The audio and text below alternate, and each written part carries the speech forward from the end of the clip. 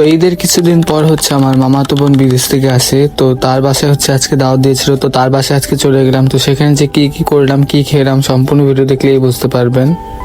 Hello Ibran, আসসালামু আলাইকুম and welcome to my mini blog.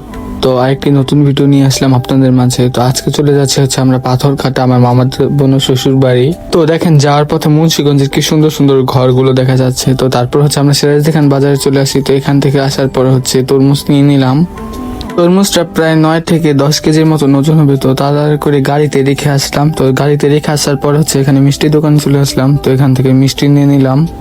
তো মিষ্টি নেওয়ার পর হচ্ছে মিষ্টি নিয়ে হচ্ছে গাড়ির দিকে যাচ্ছিলাম। তো সেখানে দেখলাম পেয়ারা পাওয়া যাচ্ছে। তো এখান থেকে 2 কেজির মতন পেয়ারা নিয়ে নিলাম। তো পেয়ারা নেওয়ার পর হচ্ছে আমরা রওনা দিয়ে দিলাম পাথরঘাটা যাওয়ার উদ্দেশ্যে।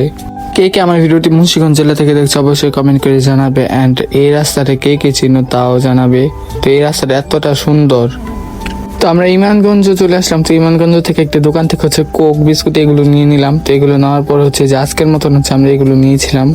তো আমাদের কুসুমপুর থেকে হচ্ছে পাথরঘাটা যেতে 30 থেকে 40 মিনিটের মতন সময় লাগে। তো আমরা কিছুক্ষণ পরে হচ্ছে পাথরঘাটা আটুখাল এখানে চলে আসি।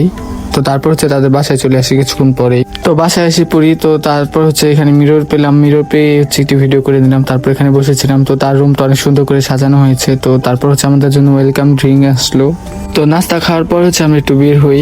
বাইরে কিছুক্ষণ ঘোরাঘুরি করার পর হচ্ছে আমরা বাসায় চলে আসি। তো বাসায় আসার পর দেখেন কত কিছু রান্না করেছে আমাদের জন্য, রোস্ট, ডিম, রুই মাছ অ্যান্ড আর অনেক কিছু রান্না করেছিল আমাদের জন্য। তো ফ্যামিলি সব একসাথে থাকলে হচ্ছে আমরা অনেক গল্প করি। তো সেখানে আর ভিডিও কোনো ক্লিপ নেওয়া হয়নি আমার। তারপর হচ্ছে খাওয়া দাওয়া করার পর হচ্ছে একটু রুমে যাই। তো রুমে যাওয়ার পর আবারও সেই মিরর ভিডিও করলাম। তো মিরর ভিডিও করার পর হচ্ছে তো আর কোনো ক্লিপ নিয়ে নিই। তারপর হচ্ছে বিকালবেলা হচ্ছে নাস্তা খাই। তো নাস্তা খাওয়ার পর হচ্ছে আমরা বাসার উদ্দেশ্যে রওনা দিয়ে দিই। যারা যারা এখনো ভিডিওতে লাইক করেনি অবশ্যই একটি লাইক দিয়ে দিবে, কারণ একটি ভিডিও বানাতে অনেক কষ্ট লাগে, এডিট করতে অনেক সময় লাগে। তো লাইক না দিলাম ভিডিও বানাতে উৎসাহ পাবো না। আমার ভিডিওটি ভালো লাগলে অবশ্যই লাইক, কমেন্ট, শেয়ার করবেন অ্যান্ড অবশ্যই আমার চ্যানেলকে সাবস্ক্রাইব এবং ফলো করবেন। আল্লাহ হাফেজ।